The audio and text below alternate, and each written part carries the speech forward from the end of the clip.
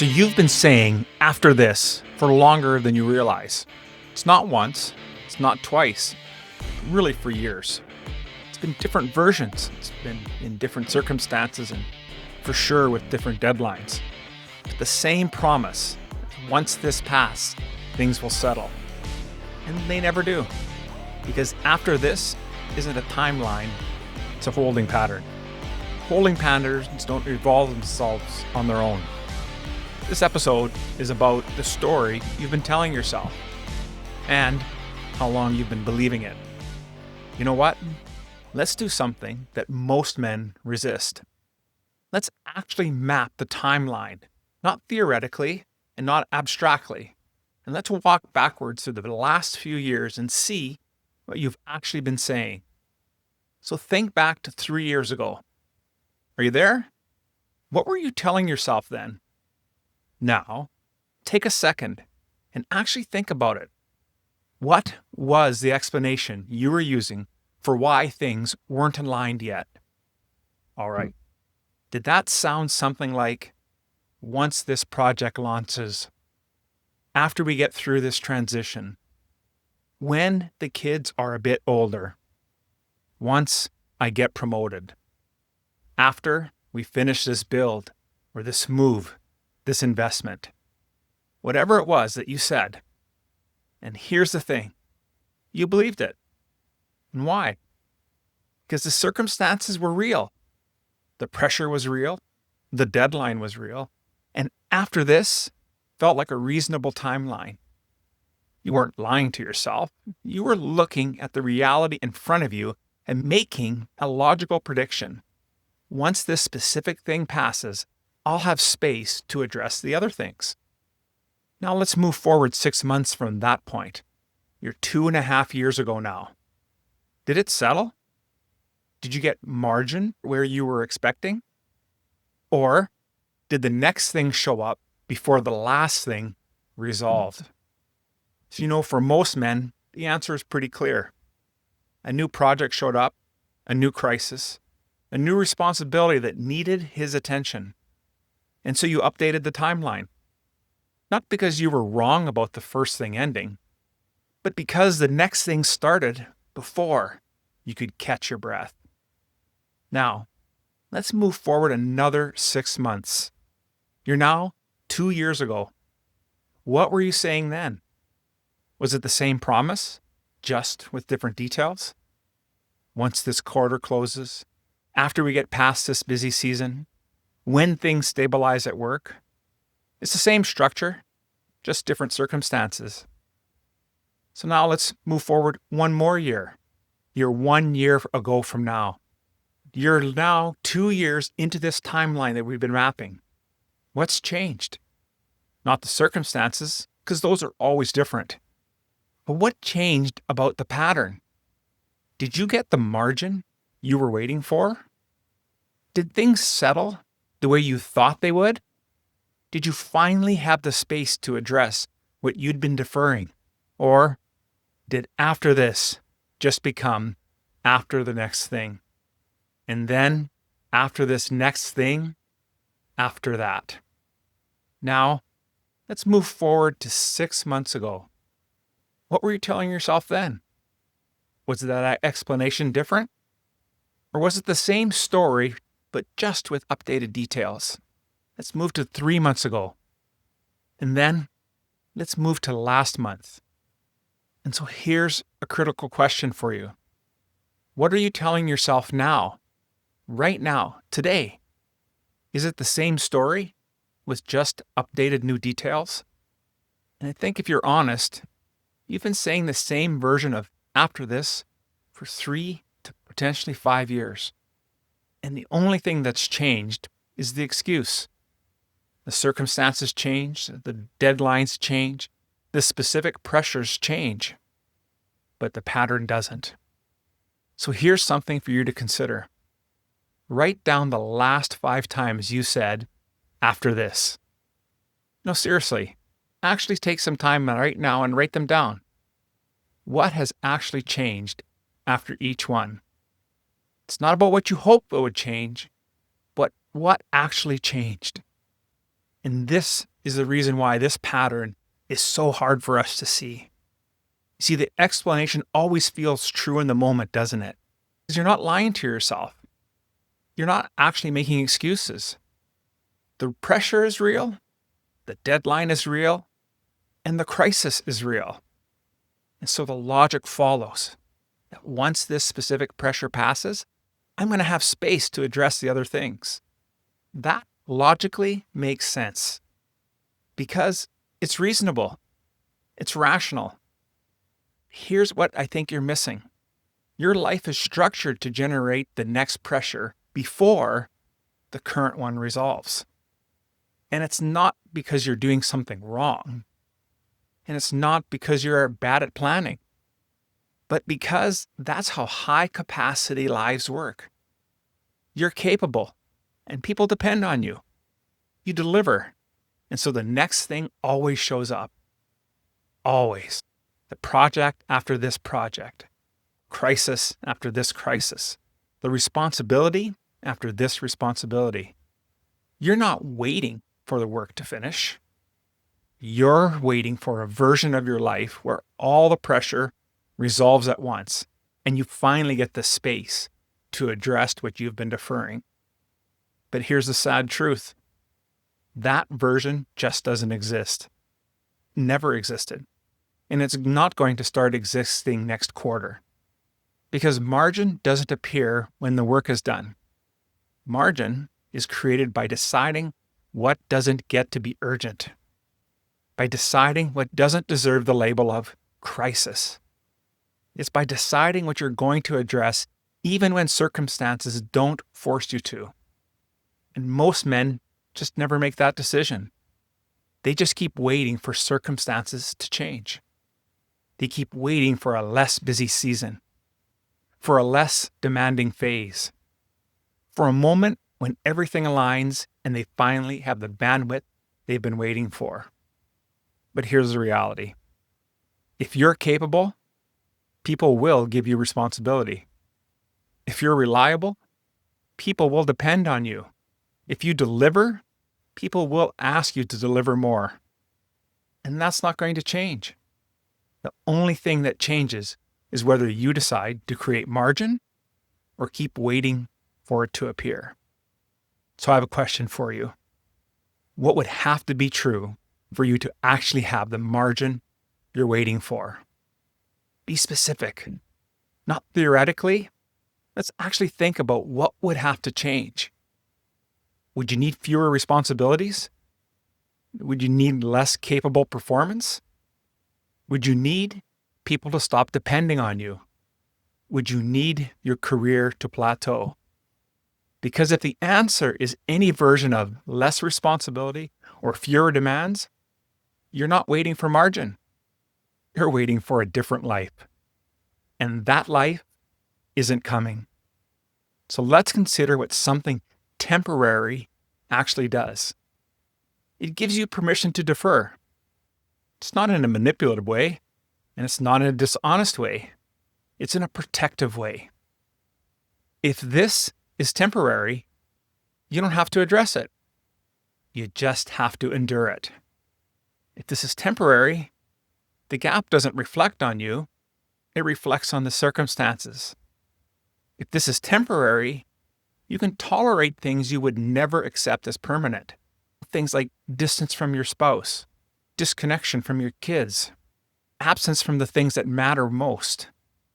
Because temporary means this isn't a real situation.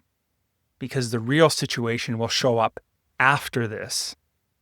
Because this is just a phase. And this is just a season. And this is just what's required of me right now. But here's the problem. What you're calling temporary eventually becomes normal. Not because you choose it, and not because you decided this is how I want to live, but because people adapt to the pattern that you create. Your spouse stops expecting your full presence because your partial presence is just the norm.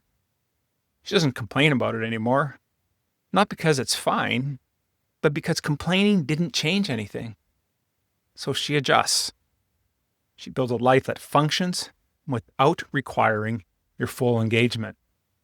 Your kids, they just stop bringing things to you because you're not actually available, not physically unavailable, not emotionally unavailable, mentally unavailable. You're there, but you're not present. And they learn that. They learn what's worth bringing to you and what isn't. They learn to handle things on their own, not because you're teaching them independence, but because you're not available for dependence. Your own internal standards adjust because enduring is easier than changing. You stop noticing the gap. You stop feeling the dissonance. You just accept that this is how it is. And what you thought was a season now becomes a climate. What you thought was temporary becomes the structure. What you thought was just for now becomes just how it is. And so here's another question for you to consider. What have you been calling temporary that has quietly become the way you live? Not in theory, in practice. And so what patterns have you been explaining as just for now that's been running for so many years? What gap have you been tolerating as temporary that actually become permanent? And so here's what the pattern is costing. Whether you're measuring it or you're not, it's time you can't get back. Not time at work, that's accounted for. That's what you're being paid for. I'm talking about the time, the people who matter, while you're still the version of yourself that they need. You see, your kids don't stay young while you wait for margin. They don't pause their development while you get through the busy season. They're forming conclusions about you right now, about what matters to you, about what kind of man you are. And it's those conclusions that are being formed by your pattern, and it's not your intentions. You see, your spouse doesn't stay engaged while you stay distant. She doesn't wait in suspended animation for you to finally have bandwidth. She adapts. She builds a life that works without you being fully in it. Not because she wants to, but because the alternative is waiting indefinitely for a version of you that never shows up. You see, relationships that you're deferring don't pause. They just adapt. And it's that adaptation that isn't the same as health. It's just what happens when people get used to less than what they need. The influence erodes. It's not dramatic and it's not sudden. Just a slow shift from being the person people turn to being the person people work around. You're still respected. You're still valued. But you're no longer the person that they bring the real things to, because they have learned you don't have the space for the real things. You have space for logistics, for problems, and for crisis, but not for the deeper conversations and not for things that don't have clear solutions. And so they just stop bringing those things.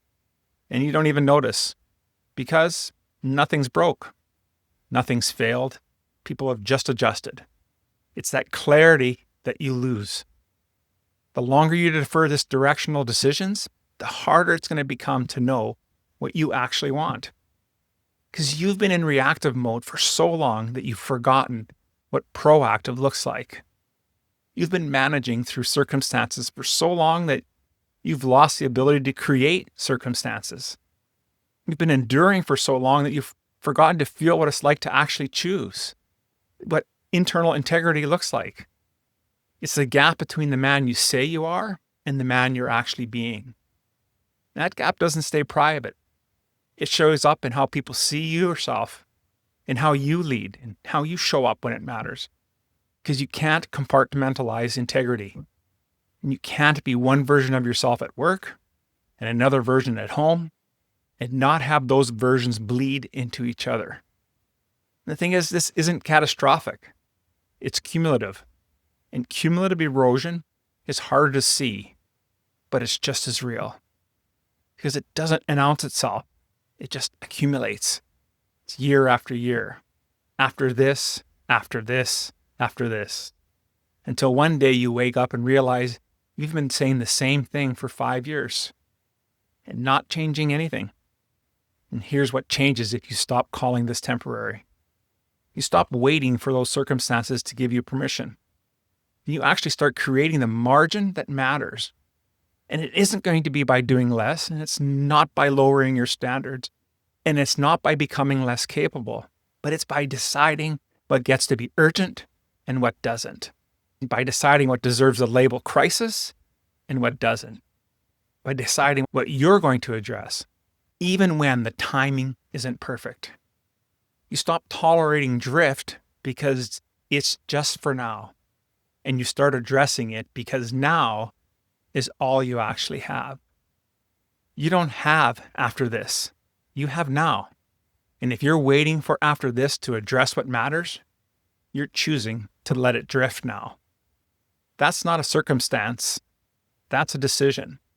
And you stop deferring those conversations that matter. And you start having them, even when the timing isn't perfect. Because the timing will never be perfect.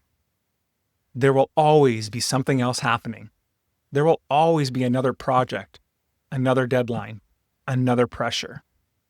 And if you're waiting for that perfect time to have the hard conversations, then you're waiting for a time that doesn't exist. And so you have them anyway. Not perfectly, not comfortably, but you have them. Because deferring until perfect just means deferring indefinitely.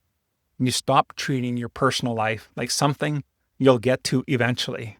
And you start treating it like it deserves the same rigor you bring to everything else. The same intentionality, the same discipline, the same refusal to let important things drift because they're not urgent. And this doesn't really require massive change. It doesn't require burning everything down and starting over. It doesn't require quitting your job or moving to the mountains.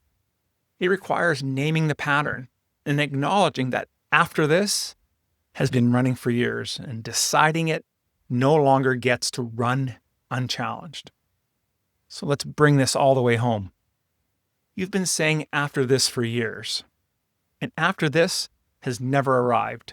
Not because you haven't worked hard enough, and not because circumstances haven't shifted, but because the pattern doesn't resolve itself. It just repeats with new details, new projects, new pressures, and new explanations. But it's still the same pattern. And so at some point, calling it temporary stops being description and starts being denial. It stops being an accurate assessment of circumstances and actually starts being permission to avoid what you know that needs to be addressed. And you know this. If you're being truly honest, you've known it for a while, haven't you? And so the question isn't whether you're willing to stop pretending. You don't. Whether you're willing to call this what it is. It's not a busy season. It's a pattern. And patterns don't change because you explain them. They change because you decide they're no longer acceptable. And so here are a few questions that I'd like you to sit with. How many more years are you willing to say after this? What are you waiting for that isn't coming? And what would change if you stopped waiting? Not someday, but right now. What would change if you decided that after this is no longer a valid explanation? That the time is now. Not because circumstances are perfect, but because you decided it is. This isn't a busy season, it's a pattern. And patterns don't change because circumstances improve. They change because you decide they're just no longer acceptable. So the question isn't whether you're busy. You are busy. That has never been in question. The question is you're willing to let busy be the reason you defer what matters most. Because eventually, after this, becomes never. Not dramatically, not intentionally, just practically. And you keep saying after this, and the years keep passing, and the pattern keeps running. And one day you look back and realize you've been saying the same thing for 5, 10, maybe 15 years. And guess what? Nothing's changed.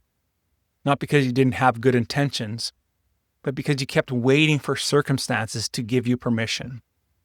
And the thing is, circumstances never do. You don't get those years back.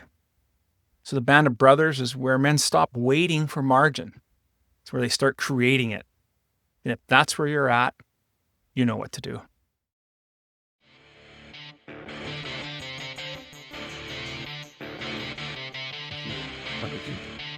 Thank you for listening to the Revolutionary Man podcast.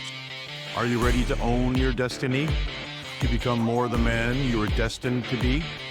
Join the brotherhood that is the Awakened Man at theawakenedman.net and start forging a new destiny today.